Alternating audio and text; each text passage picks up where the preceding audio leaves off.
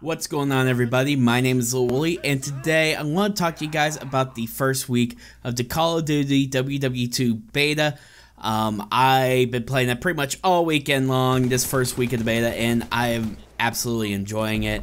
I want to kind of talk about my overall thoughts on the game first, and then I want to kind of go into the more in-depth stuff. I want to get more into the more talk about the multiplayer maps, talk about the game modes, talk about pretty much everything to do with this Call of Duty and some of the basics of it. But to start off with, I just want to give my overall thoughts on the game, and really overall thoughts are, this game's a lot of fun. I haven't had this much fun playing the Call of Duty, particularly a Call of Duty beta, in a few years. With the boots on the ground, I think that's done a lot to do to make it to where it's fun. You know, boots on the ground kind of provides a more gritty, more thinker player style that will actually succeed, rather than just running around like a chicken with its head cut off and succeeding that way. I think you are seeing that kind of skill gap with a lot of people. I know there's still little video clips running around on Twitter of people jumping in the walls trying to run, which is kind of funny to me. But I think you are seeing a lot of the guys who played classic Call of Duties do a lot better than the guys who grew up on the more advanced movement stuff like we've seen the past 3 years. So I think this is going to be a shift where the old school players are going to get their time. They're going to get their time to shine. As far as the pace of the gameplay, it's a lot faster than I thought it was going to be. There was a lot of questions as whether or not this game would play fast, it would play slow, if it was going to be like Ghost level slow, or if it was going to be like a Black Ops 1 experience or a Black Ops 2 experience. And to me, the speed is kind of somewhere between Black Ops 1 and Black Ops 2. It's a good, decent paced game. It's a lot faster than I thought it was going to be, but it's not too fast. It's definitely a controllable speed. So, you know, if you're worried about it being very campy, very slow, I really don't think you have to worry about that too much. I think this is actually a very well-paced game, and I think a lot of people are going to enjoy the pacing of this game. So overall, I think this game is very, very good. Now, let's just dive into everything, and we'll go from big to small and just go, you know, try to think of all the details from there. And let's start off with the multiplayer game modes and the maps. We're going to give war its own little bit, but let's start off with the 4 main multiplayer game modes. We had TDM, Domination, Hardpoint, Mosh Pit. These are your 4 pretty well basic Call of Duty game modes at this point. Obviously, TDM, you get to 75 and you win. Domination, you get to 100, there's a halftime, and then you get to 200 and you win. Hardpoint, first team to 250. And then Mosh Pit is just a a scramble of those game modes and mixing in the maps and whatnot. Now, as far as the maps go, they had 3 maps during this week's beta. They had Gibraltar, they had Ardennes Forest. I'm going to screw these names up, and Pointe du Hoc. They had those 3 maps. Let's start with my most favorite map, which is Gibraltar. Gibraltar, very clean 3-lane map. It's the map with the pit in the center. And there's a lot of people that don't like this map because they think the pit is pretty much the place where everyone just rushes to and everyone just kind of camps up there. To me, it's not very much of a camp spot. It's just it's a stronghold spot. And it's something that people want to fight for because they know if they get that spot, they will start getting control of the game and start having the game go in their favor. And obviously the pit is going to be the center of attention. It's the center lane. It's the place where everyone goes to. And just overall, it's the place where people want to take control of. Bridge side seems to be the next more favorable spot. That has a little bit more of an AR style feel. You know, a little bit more mid to long range shots. Whereas the pit was more short range, SMGs, short range ARs, maybe some shotguns thrown in there for good measure. And then the turret side, which seems to be the barren lane in this map, which I don't understand. Now, granted, that kind of makes that lane a flanking lane, but if you're not careful, you could get caught by an LMG, an AR, a sniper, because that lane is very, very open. And there's really either you go run the entire length of that lane, or you go up the stairs that are halfway through. And one side has a slightly better edge on this one because the staircase is slightly curved to that side. So you gotta be careful when you go in that lane, but going in that lane if you're trying to flank around somebody can be very beneficial, and I've done that numerous times on that map. And overall, like I said, it's very, very clean. There's a couple of different directions where you can go from one lane to another, but for the most part, it's 3 lanes. And there's really not a whole lot of places where you could backdoor somebody really hard unless you just go completely around the map and then try to hit them from behind. But I really love that map. I had some of my best games on that map during the beta, and that's kind of why it's my favorite. Ardennes Forest is my second favorite. It's a little bit less clean 3-lane map. It's a snow map, but there are a little bit more campy areas. There's a bunker and a log cabin on one of the lanes. Now, it seems to be pretty campy. It has a couple turret guns in that lane. A lot of people like to camp up in there, camp behind the walls. They like to grab the turret gun and just clean house with it. They're not exactly unbreakable. You can get around these guys. You can shoot down the turret gunners, but it's really one of those lanes where it's kind of difficult to deal with if someone's just hunkered down and holding that lane for the team. And then obviously, whenever I say it's less clean, there are more alleyways in which you could get around. There's more campy areas. There's a couple of more enclosed areas where people can corner camp, and I've suffered from that once or twice. But really, overall, that map is fairly decent. It's more of a AR style map for the center and turret side lanes, the log cabin and the bunker side lane. The other lane, which is the B flag, you can get away with a shotgun there. I wouldn't recommend it, but you can get away with a shotgun on that side. But that's more of an SMG style lane. Now, Pointe du Hoc. This is the trench map that they've been focusing on in the trailers, in pretty much every video that I've seen of this game. And it ends up being my least favorite map. First of all, it feels really, really big. Even though it's not really that big, it feels like it. And that's because there are a lot of areas to which you can hide a lot of players that you can actually run around. There's a couple of bunkers on each side of the map. In the center part, on each of the sides of the map, you know, you go left from the spawn, there's a bunker. Right from the spawn, there's another bunker. And people like to camp up in those a little bit if they got like ARs or got snipers. The trenches kind of provide a very chaotic feel. So this is a map that really favors shotguns if you go in the trenches. And it can be pretty chaotic because you have trenches that have 3 or 4 points of entry. Particularly whenever you're playing domination on this map, the B flag has 3 areas of attack by foot. And then there's also, you know, it's very open to grenades. It's very open to score streaks that come from the air. That map can be very, very chaotic, and you always feel like when you go to the trenches, you are on edge. You're extremely on edge. Whenever you go into the bunkers or go into the outside lanes, there's a barn that, you know, has 2 levels. You have to be on edge on that. There's a couple bunkers. There's a couple camp spots in the corners of the maps for that. Turret guns in one of the bunkers.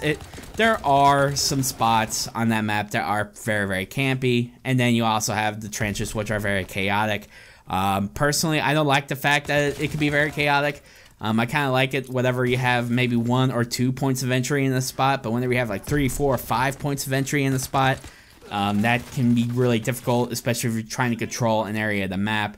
So really for me, Pointe du Hoc is definitely my least favorite. It's still a fun map, but I really like Gibraltar and Ardennes Forest a little bit more.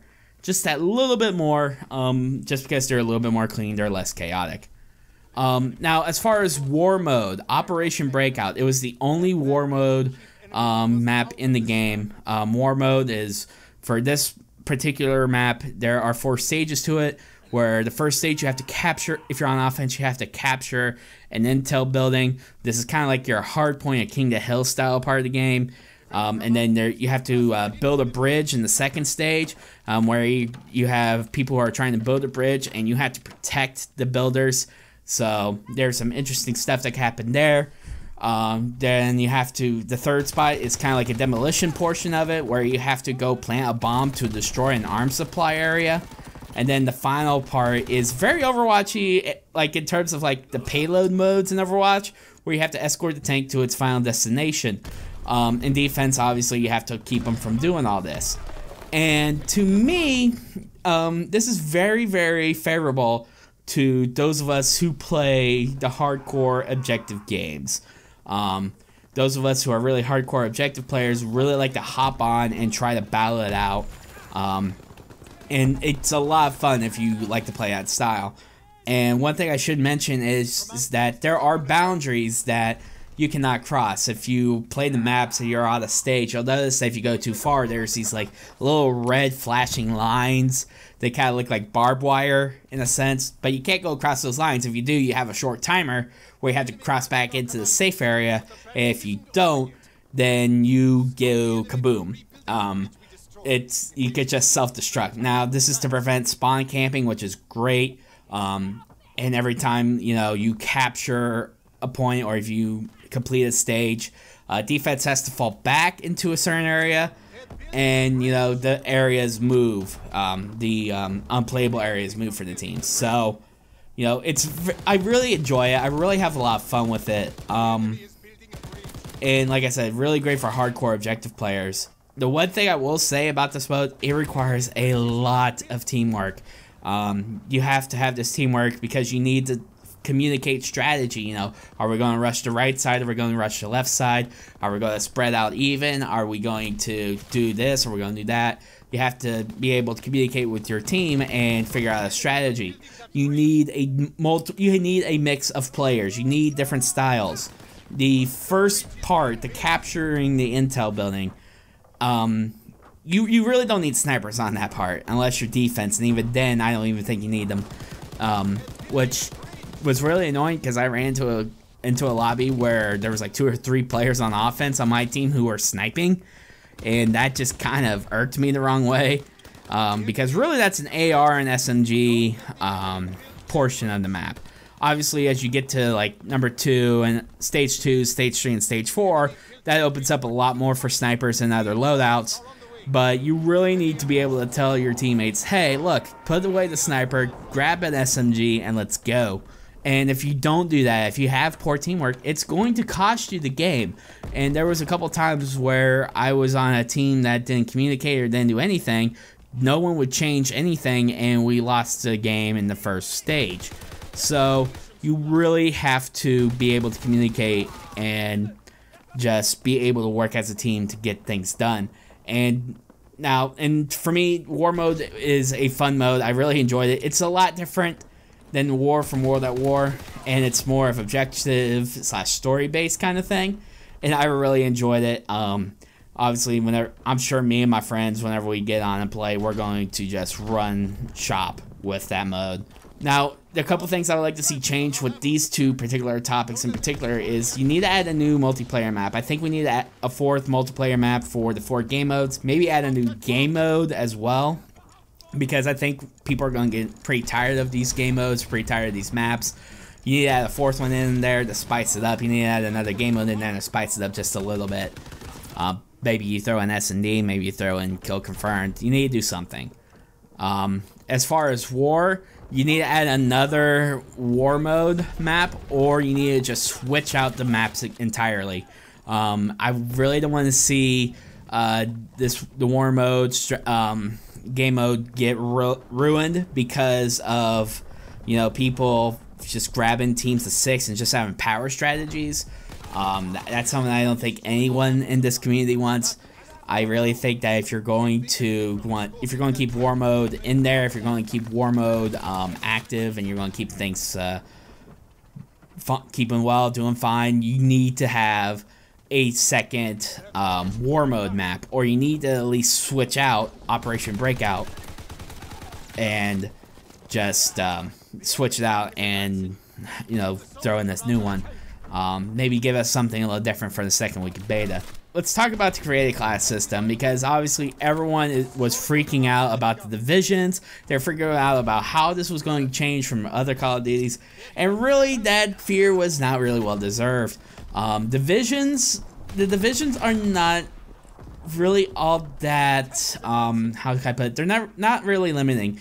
What the divisions are, there's 5 divisions. We've went over these in videos in the past, but they only create small changes within your character. They don't limit your gun choice, and all they really do is they provide special abilities and loadout variants for your characters. For example, the infantry division, you get a bayonet for your ARs.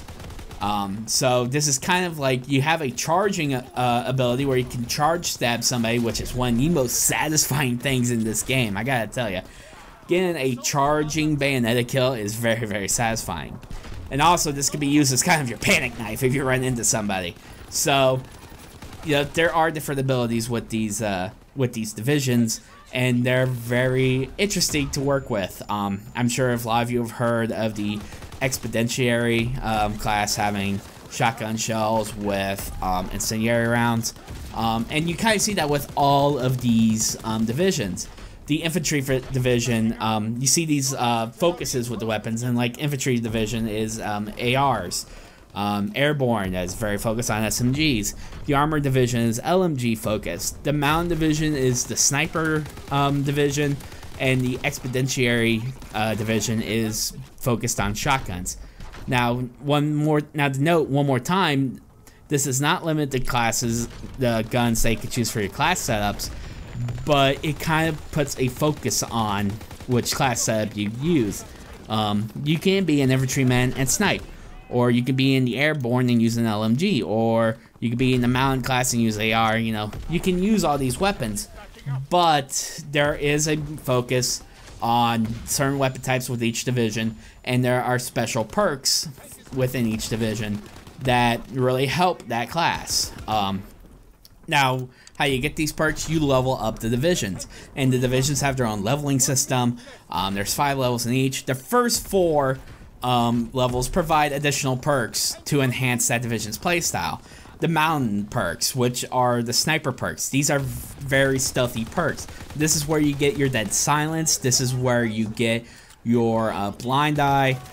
This is where, you know, you're not getting targeted by spy planes. You're not getting targeted by airborne automatic kill streaks, and you know, you're just being silent. You're a silent killer. Whereas with the armored perks, the armored division, the perks make your player more tanky, more resistant to nades. This is like your toughness, your flak jacket, your I forget what the perk was that reduced the duration of stuns, but you're also, you know, that gets reduced. You're a little bit more fire resistant. So the armored class does that, and there's multiple different things for each class as far as those first 4 levels are concerned, and it really adds to a certain play style. The 5th level in each division provides you with a classified gun for that specific class. So once you reach level 5 in mountain, you get a special sniper. Once you reach level 5 in infantry, you get a classified AR, and etc, etc, you get the point. So you're really going to want to play in each division if you want to unlock everything. So you're going to want to spend some time with each division and learn to play the play styles of those. And really you're going to want to set it up to where you have at least one class within each division. So once you start getting like your 6th created class slot open, your 7th, your 8th, your 9th, whatever, you're going to want to start mixing up what divisions you use within each class. So keep that in mind. Level up as much as you can within each division. Then there's a spot in there for basic training in the created class system, and this is basically your one selectable perk. Now, these replace some of the other perks that did not fit into these playstyles that are provided by the divisions, but they also include some of the wild cards that we have seen. You know, like the primary fighter to take 2 primary weapons, the no reset of score streaks upon death, etc, etc. You guys kind of get the point of where this is going. And these are not specific to a division, so you could have an infantryman, an airborne, an armored, a mountain, and an expeditionary all with a certain basic training. Now, there's like 10 or so basic trainings that you can do. Some of them are like, you know, one of them is like a scavenger type thing. The other one's like a secondary fighter, a primary fighter. You know, there's all sorts of different stuff within these basic training selections that, you know, can vary up a little bit. So if you're trying to level up a division and you want to like switch up the playstyle a little bit, but you want to keep leveling up that division, then obviously the basic training is probably a good idea for you to look at and try to figure out, okay, maybe this is not working so well. Maybe I need to change what basic training I do. So that's a thing you should keep in mind. I tried a couple of them. They're okay. You can't really tell too much, but they do help a little bit. The secondary and grenades, before I get into the primaries, I want to talk about this. There was only 1 pistol and 4 grenades, 2 tactical, 2 frags. You had a frag grenade, a sticker grenade, and then you had a smoke and a stun grenade.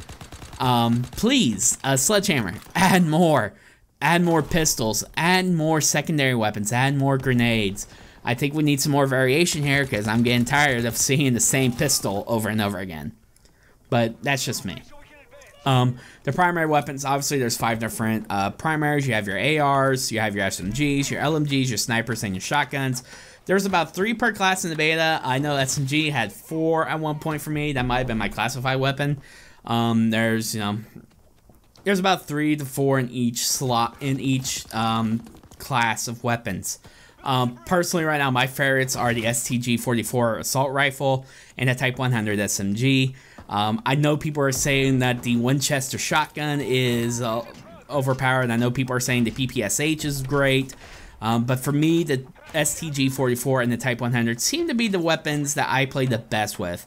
The WWII SMG is decent as well, although personally I rather use that with a silencer. I feel like I play better with that gun with a silencer, but that's like a 3rd place weapon for me. Now, with these weapons, there seems to be some weird balancing issues with these. Either that or the damage just seems inconsistent. Shotguns with and without incendiaries, for example. It's very, very hard to get a one-shot kill with a shotgun, it feels like to me. And whenever you add incendiaries with it, it's a little bit easier. But the problem is like, I would get one-shot killed with these shotguns. And then whenever I go try it, it seems really difficult to get a one-shot kill unless you're almost touching the person. So there needs to be some sort of a balancing patch. I don't know if there was some sort of hot fix with this during the beta, but there needs to be something to wrangle that in a bit, because it seems like there's some inconsistencies with the weapon balance and the damage that needs to be fixed. Although, to be quite honest, I don't know if it's a game issue or if it's just something with my personal play style. Either way, I feel like there needs to be a little bit of focus on that for next week's beta. And please, Sledgehammer, can we add a couple more weapons here? I'm sure the snipers would really like another weapon, and I'm sure, and I would like to see another SMG or another AR, personally. But if we could add like 1 or 2 more weapons to each class, I think that'd be great. And then there's obviously the score streaks. There were 7 during the beta. There were originally 6, and then they upped the level cap to 25. So we got a 7th one. So there's the Molotov cocktails, which are 400 points. I didn't use these, but I've been killed by them. A lot of people said that that's pretty fun. But you get 2 Molotov cocktails when you activate the score streak. Seems rather interesting. I didn't use it during the beta. I don't know, I just didn't have any interest with it. Then there was the recon aircraft, which is your spy plane. The spy planes seem to be really easy to shoot down. They get pretty close and they're pretty big to the map. So they're pretty easy to shoot down, even with just ARs. I even shot one down with an SMG one time. So they seem to be pretty easy to shoot down. Care package is a care package. Fire pilot, this is a strafe run where you control, whenever it goes into the strafe, you go and you are actually in control of the gun. So this could be rather interesting if you get a very high populated area of people and you strafe across them and you could get like 2 or 3 kills. I will say that you have to be pretty damn accurate with the with the fighter pilot whenever you go for your strafe, because there's been times where I thought I was hitting the guy, I was in their circle, and I just didn't get the kills. But there was other times whenever I was actually perfectly aimed and I got the kills. So you gotta be pretty accurate with the fighter pilot. The glide bomb, which is kind of like the Predator missile, as soon as it's launched, you get to control it and guide it to where you want it to go on the map. The artillery barrage, I accidentally used this. I thought it was going to be more of you select 3 spots on the map to bombard. No, it's just it's one big area where you just have the artillery shoot in, and it's basically a mortar strike. And then the paratroopers, this is supposed to be the Gabe's version of dogs, where you have paratroopers come in and fight. I've only seen this done a couple of times while playing, and they didn't seem to be too effective. If one of your teammates was attacked, then obviously they would go in and defend your teammate, but there just didn't seem to be that. They didn't seem to have that big of an impact as far as I could tell. But then again, I only saw it once or twice, so you know, take it for what it is. And my favorite setup with the beta for the score streaks was the recon aircraft, the fighter pilot, and the glide bomb. These were the 3 easiest score streaks to use. They were pretty much the easiest to get. The recon aircraft was 500, fighter pilot was 625, and the glide bomb was 650. And pretty much, once you got 5 kills and used your recon aircraft, you really only need 1 more kill, because by the time you get that kill, you know, a couple of your teammates probably got 2 or 3 kills, and you'd be on the fighter pilot. You get in the fighter pilot, you get a couple of kills, 25 points, bam, you're at the glide bomb, and then the glide bomb goes, and you're good to go. And I did streak out a couple times with this setup. It was really hard for me to get there because, you know, getting used to the game, getting used to PS4, that it was kind of hard to me to get any sort of streak going. But once I did get these streaks going, they were pretty simple to get to. It's going to be interesting to see what score streaks they add. I would like to see more score streaks added. I'd like to see the level cap being raised to 30, maybe even 35 for the PS4.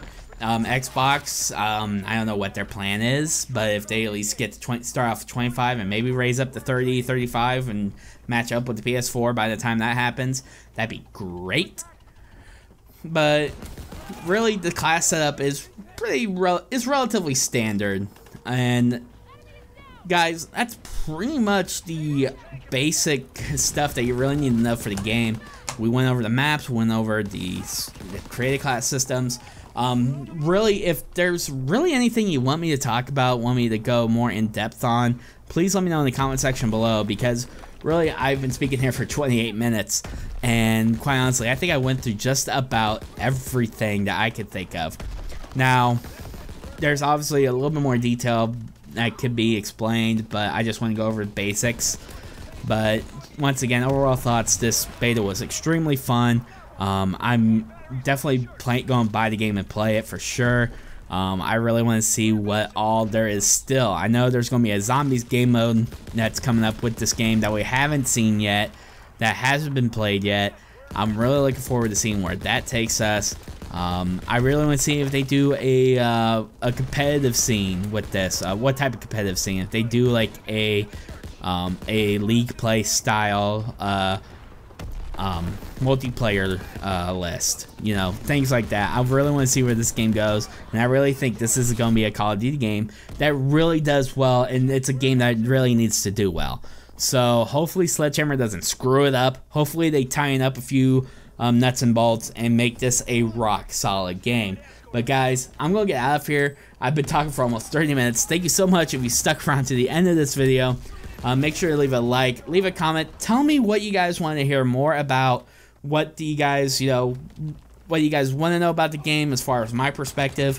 And yeah, just let me know. Comment down below. Tell me, whatever. Ask me or tell me whatever you want about the game or this video or whatever.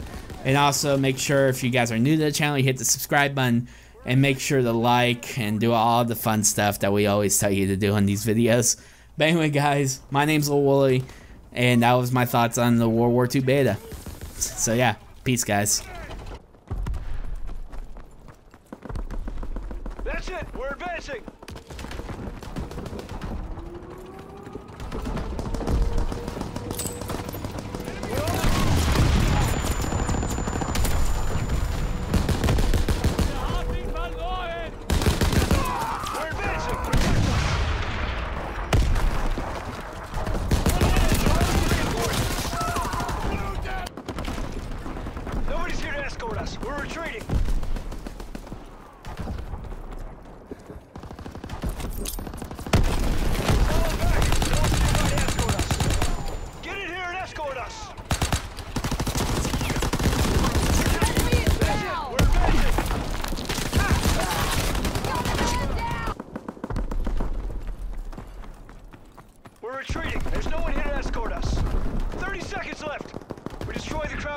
guns. Now our bombers can hit their targets.